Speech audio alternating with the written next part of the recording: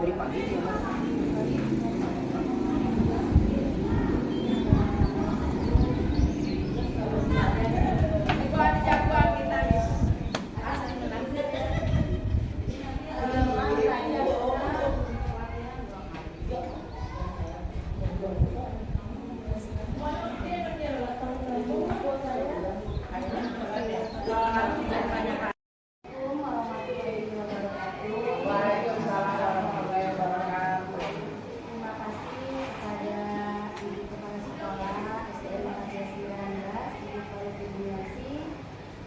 Dan rekan-rekan guru yang saya hormati.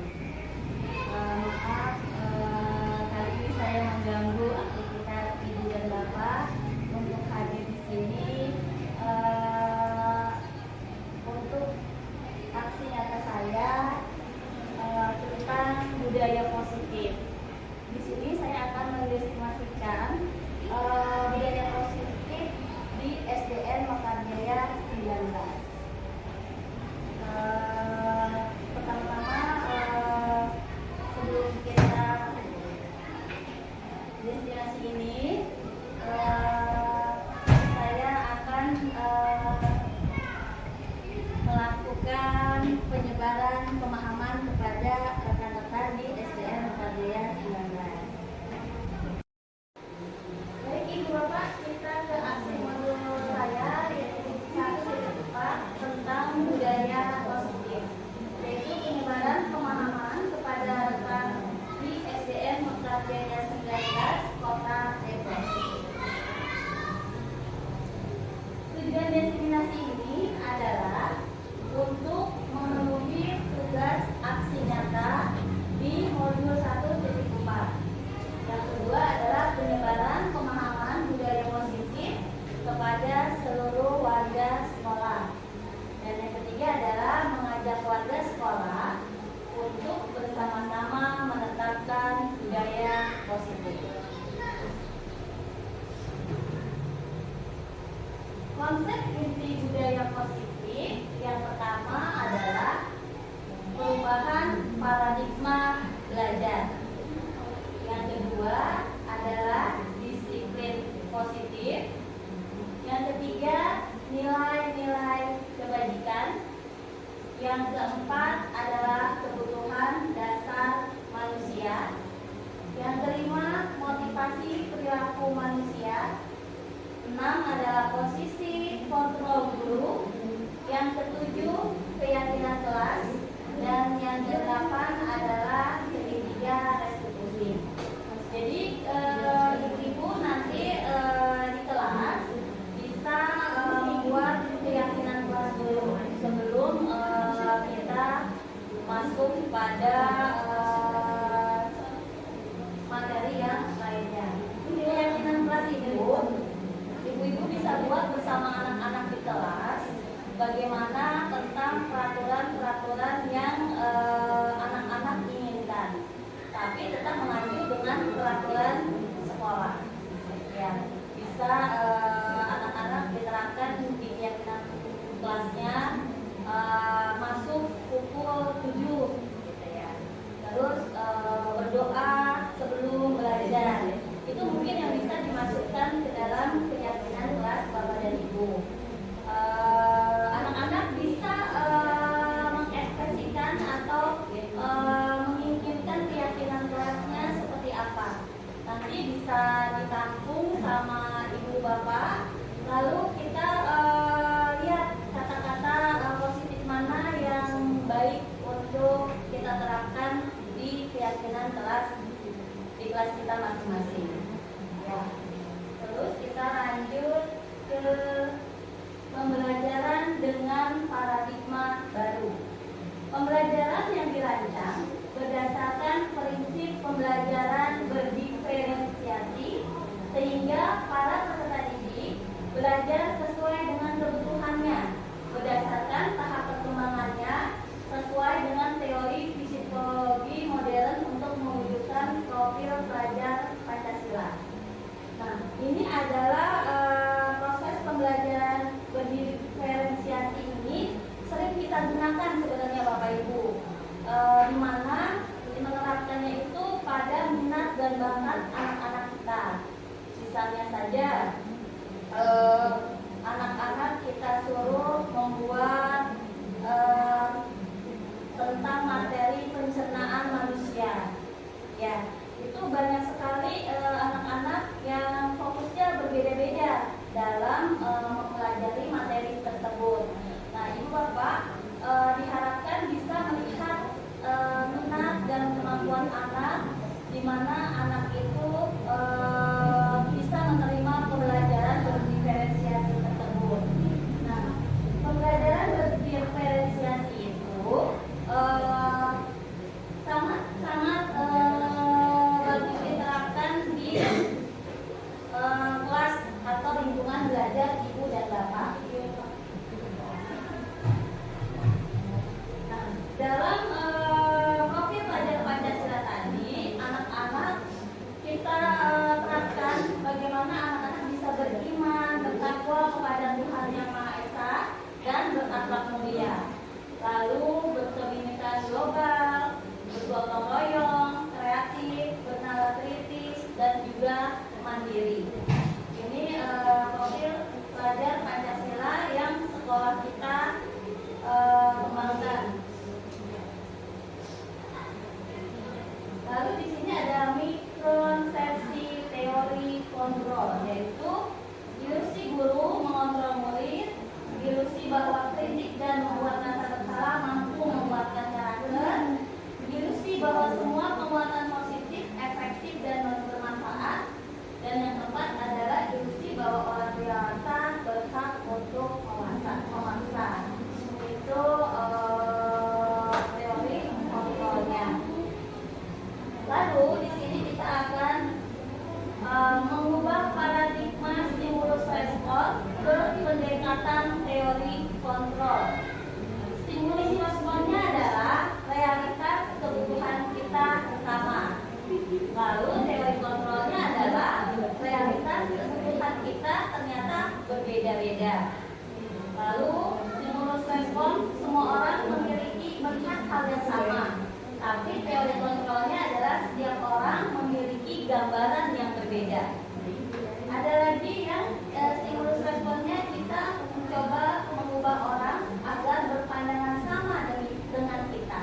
Tapi teori kontrolnya adalah kita berusaha memahami pandangan orang lain tentang dunia. Lalu ada lagi perilaku buruk dilihat sebagai suatu kesalahan. Teori kontrolnya adalah semua perilaku memiliki tujuan. Stimulus respon yang berikutnya adalah orang lain bisa mengontrol saya. Ternyata teori kontrolnya adalah hanya Anda yang bisa mengontrol diri Anda sendiri. Lalu stimulus responnya saya bisa mengontrol orang lain. Teori kontrolnya adalah Anda tidak bisa mengontrol orang lain. Lalu yang terakhir stimulus responnya adalah pemaksaan ada pada saat rujukan gagal. Teori kontrolnya adalah kolaborasi dan konsensus menciptakan pilihan-pilihan baru. Lalu kita masuk ke disiplin positif yang kedua. Disiplin berasal dari kata disciplina yang artinya belajar. Disiplin mengacu pada disiplin diri yang memiliki tanggung jawab terhadap apa yang dilakukannya berdasarkan nilai-nilai yang diyakininya. Disiplin positif merupakan salah satu cara penerapan disiplin yang bertujuan untuk menumbuhkan kesadaran serta memberdayakan peserta didik tanpa imbalan, penghargaan, reward, ancaman, atau hukuman. Sebagai pendidik, tujuan kita adalah menciptakan peserta didik yang memiliki disiplin diri sehingga mereka berperilaku mengacu kepada nilai-nilai kebaikan universal dan memiliki motivasi intrinsik dalam perubahan perilaku ke arah yang lebih baik. Nah, di sini ada nilai-nilai kebajikan. Nilai-nilai kebajikan adalah nilai-nilai yang kita sepakati bersama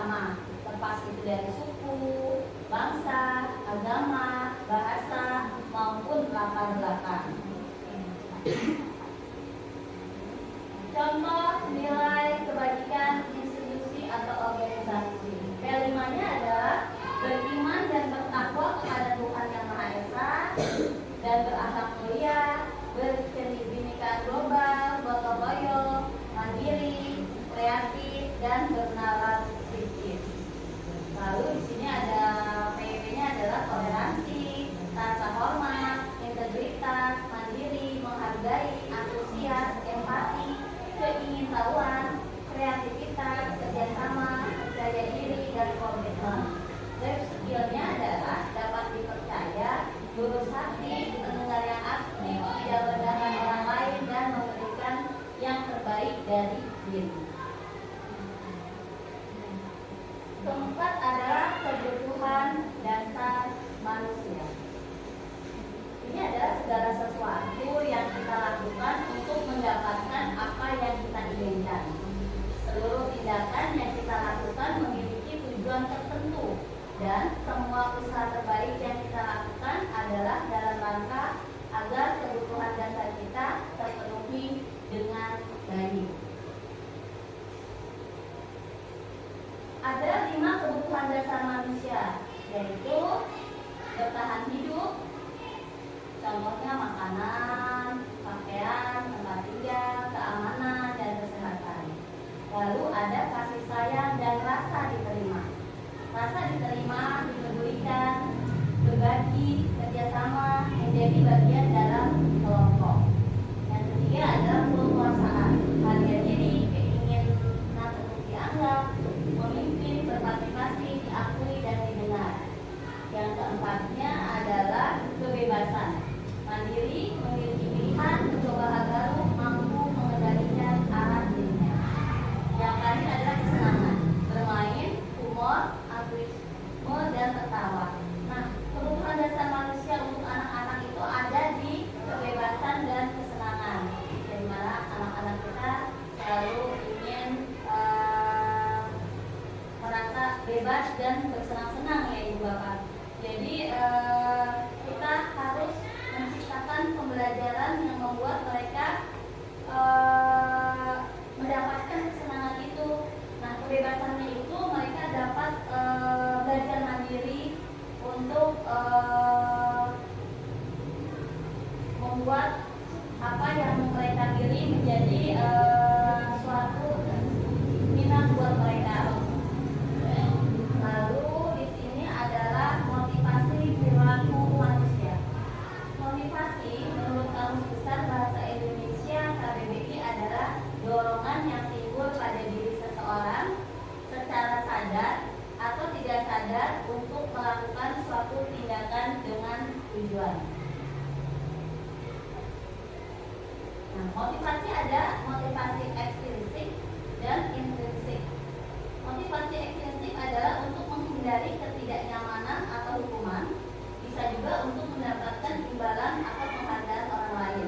Intrinsiknya untuk menjadi orang yang mereka inginkan dan menghargai diri sendiri dengan nilai-nilai yang mereka percaya. Lalu ada hukuman. Itu biasanya timbul tidak terencana atau tiba-tiba. Murid tidak tahu apa yang terjadi atau tidak dilibatkan, bersifat satu arah dan berupa hukuman fisik atau psikis. Lalu ada konsekuensi psikis, ya, psikis dan fisik. Konsekuensi terencana, disepakati sesuai peraturan, murid tetap dibuat tidak nyaman karena ada konsekuensinya tadi. Lalu ada restitusi, proses menciptakan kondisi bagi murid untuk memperbaiki kesalahan. Proses kolaborasi yang mengajarkan murid untuk mencari solusi. Jadi dalam memecahkan masalah, sebaiknya guru menjadi manajer buat anak murid kita. Jangan menjadi penghukum, ya, atau menjadi anak itu merasa kita sebagai orang yang menuduh mereka bersalah. Nah, restitusi ini sangat baik sekali kita lakukan, ya, karena restitusi ini mempermudah kita untuk anak-anak kita mencari solusinya.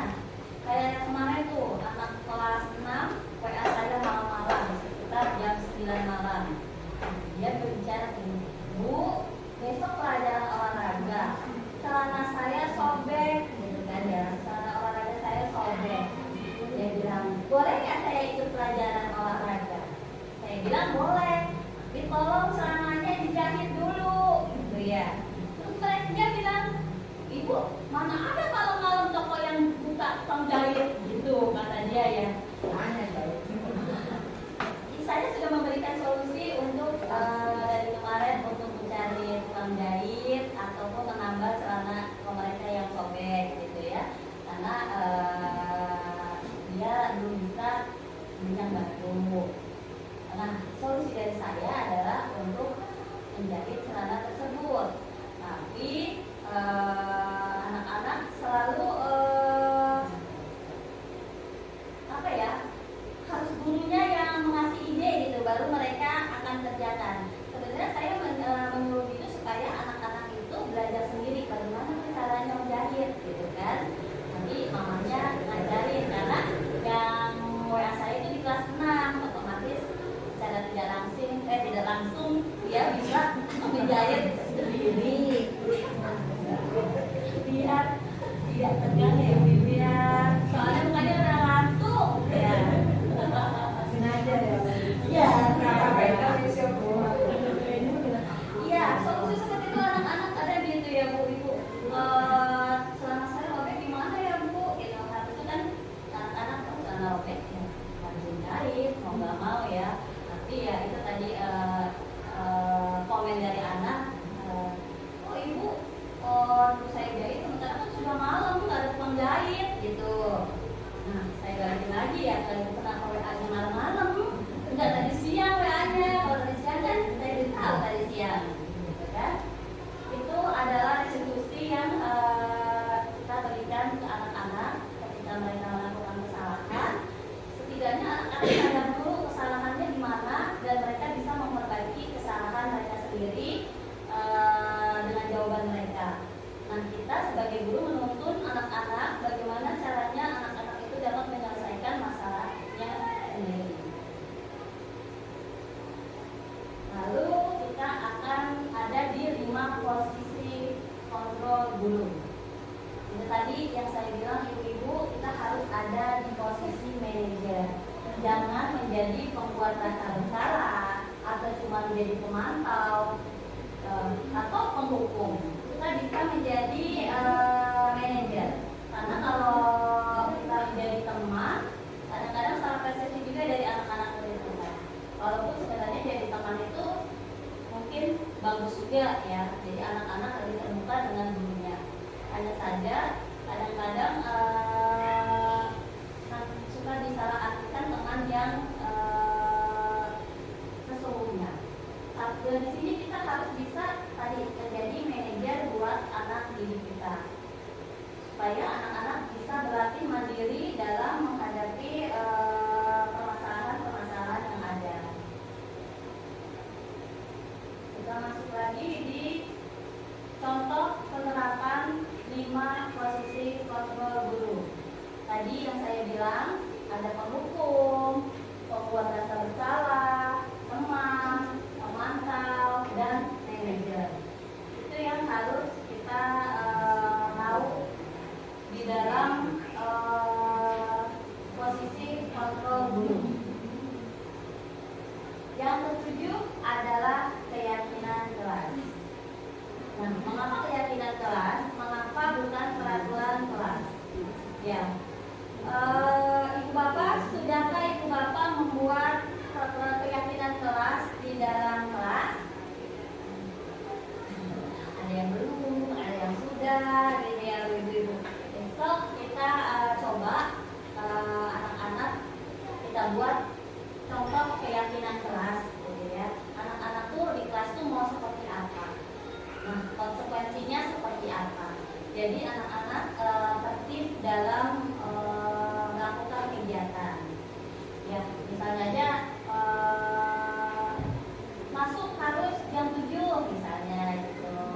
Terus itu anak-anak yang suruh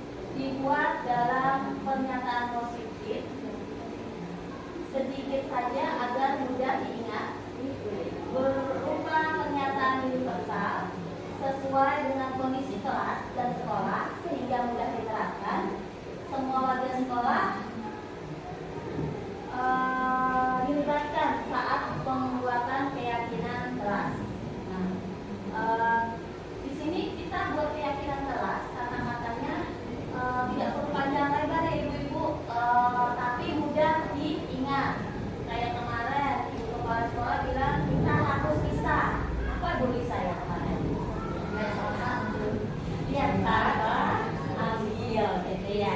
Anak-anak ingat listanya mana gitu ya. Jadi anak-anak pas lihat sampah langsung ambil. Lalu kemarin juga Ibu bilang kita harus membawa apa tuh tempat makan tuh namanya bantem mandiri ya. Bawa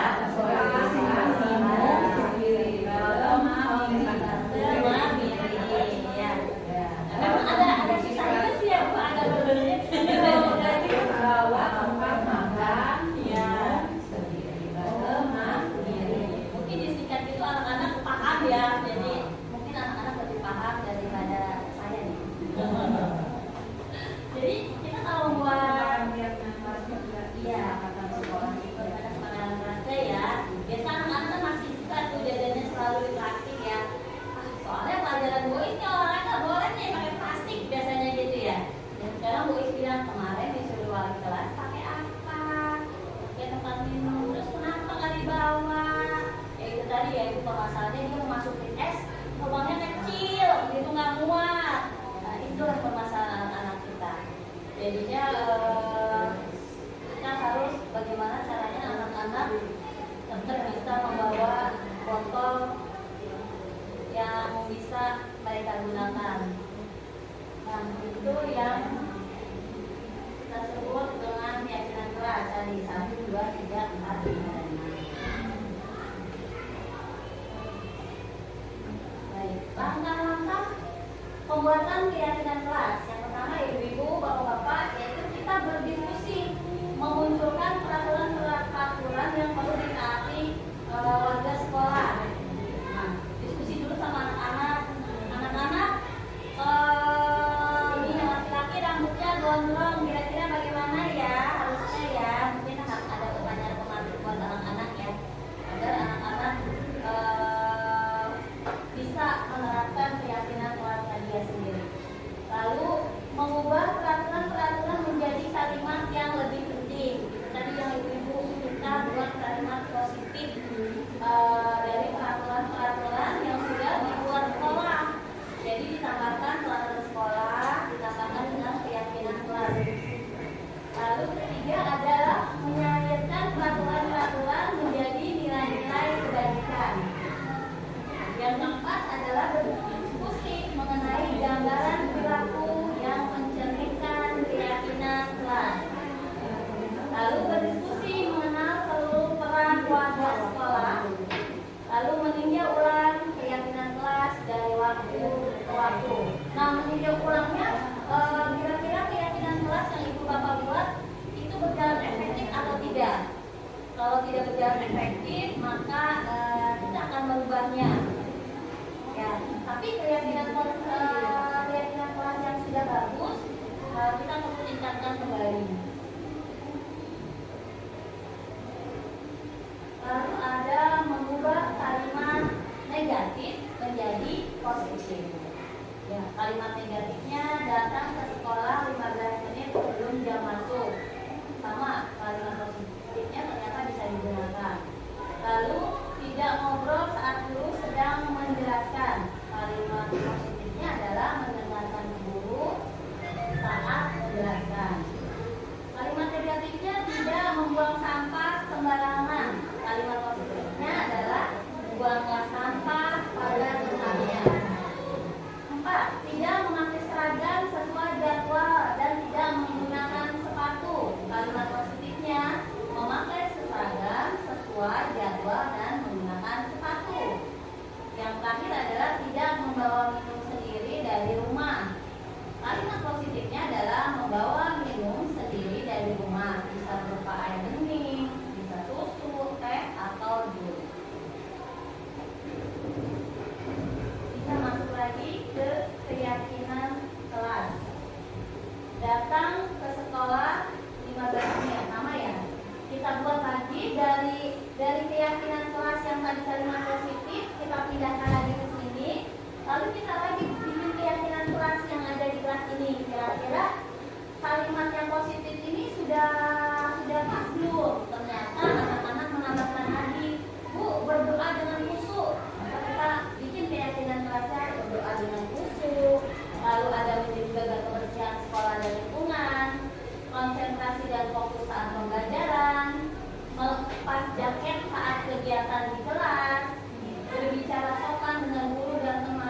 dan saling menghargai, memberi salam kepada guru dan mengucapkan salam saat ada orang tua atau guru yang masuk kelas, mengerjakan tugas di kelas dengan baik. Ya. Kalau saya masuk ke kelas-kelas ini, yang sudah menerapkan keyakinan kelas itu kelas ABG di kelas 2. Jadi kalau saya masuk, anak-anak memberi salam, udah langsung begitu ya ibu-ibu. Walaupun mereka lagi menjelaskan tuh, ketika ada guru, tamu, tuh mereka langsung memberi salam gitu, langsung seperti itu. Itu yang saya lihat kalau saya bertamu di kelas Bapak Ibu. Lalu ini adalah contoh keyakinan kelas di kelas kelas 4. Saya di kelas 4 kemarin bertanya kepada anak-anak tentang keyakinan kelas untuk mata pelajaran olahraga. Jadi tadi belum semuanya kita bahas, yaitu keyakinan kelas 4 adalah bersih dan sehat, baik diri sendiri maupun di kelas. Lalu ada disiplin, berdoa saat kegiatan pembelajaran. Semua orang ingin merasa diterima dan dimiliki. Jadi sekarang nggak boleh ada bullying lagi kalau pelajaran olahraga gitu ya, supaya kelasnya nyaman. Begitu juga di kelas di bawah. Lalu bekerja dengan baik dan tekun. Nah, di sini ada yang namanya segitiga restitusi.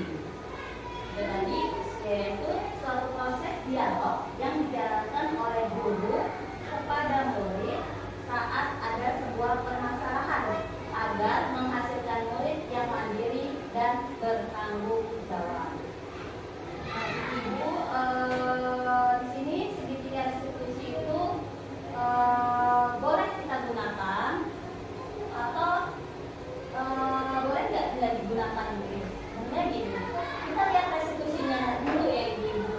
Kalau restitusinya di depan mata, misalnya saya lagi duduk, tiba-tiba anak murid menjatuhkan minuman saya terus pecah, itu kan terjadi di depan mata, kronologisnya kita tahu gitu ya. Walaupun anak udah pun saya ganti, nggak usah diganti gitu ya, karena memang kejadian itu nampak sekali gitu kan, ada di depan mata kita, jadi itu tidak perlu harus restitusi sebenarnya gitu kan, karena pemecahan masalahnya cuma antara saya dan dia ya. Ketika gurunya sudah bilang udah nggak apa-apa, ya udah restitusinya ya kali diulang aja gitu kan, dibersihkan perubahan tadi. Jadi restitusi tidak selalu harus digunakan. Digunakan itu ketika anak-anak memang butuh restitusi. Misalnya saja ini anak punya upacara terlambat terus, itu boleh direstitusi. Kenapa terlambatnya? Ada masalah apa di rumahnya? Atau gitu ya. Ada anak yang tidak memakai topi terus setiap hari Senin upacara. Kenapa? Itu perlu direstitusi. Ya, restitusi itu kita menanyakannya jangan di depan teman-temannya ya, karena kadang-kadang suka malu anak-anak tuh ya. Kita ajak ke ruang guru atau kita ajak bicara empat mata. Kenapa? Alasannya anak-anak melakukan itu. Nah, dalam restitusi itu ada 3. Yang pertama adalah menstabilkan identitas, yaitu kita tidak langsung menyalahkan siswa. Misalnya saja ada siswa yang berantem gitu ya, kita jangan menyalahkan siswa itu, tapi kita tanya dulu kenapa bisa terjadi seperti ini ya, karena kan kadang-kadang laporannya A beda, B beda gitu. Jadi alangkah baiknya kita menstabilkan identitas dulu, panggil anaknya, terus kita tanya kronologinya seperti apa ya. Nah, membuat kesalahan itu juga merupakan bagian dari proses pembelajaran.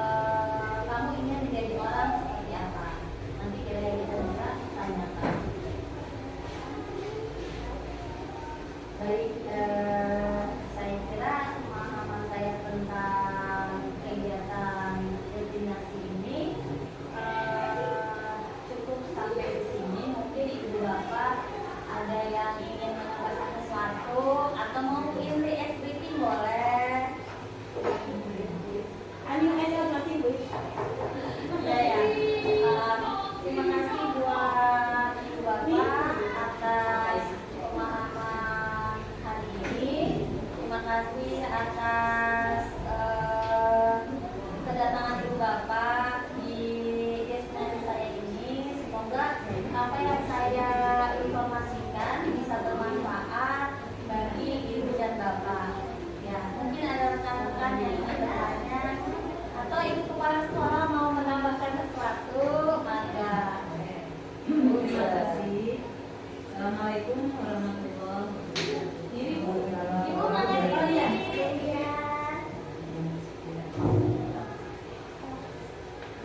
Assalamualaikum warahmatullahi wabarakatuh. Waalaikumsalam. Terima kasih Uis atas paparannya tadi mengenai budaya positif yang memang ini berkolaborasi juga dengan PMN. Jadi memang di PMN juga nanti kita akan berkonsultasi juga itu dikenakan sebagai kesepakatan di dalam kelas. Ini tadi yang sudah disampaikan oleh Uis itu yang 16. Ini masukan dari PMN ya. Jadi nanti setiap masing-masing kelas membuat kesepakatan kelas ya, itu dengan berdasarkan bagaimana nih anak-anak mau bikin kesepakatan kelasnya atau keyakinan kelasnya.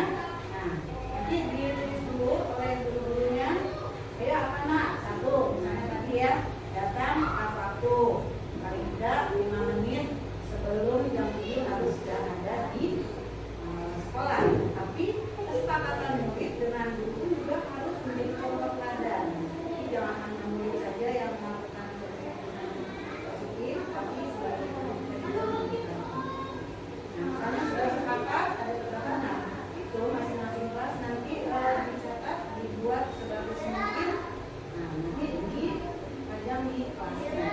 Jadi nanti guru harap masing-masing kelas membuat kesepakatan kelasnya masing-masing.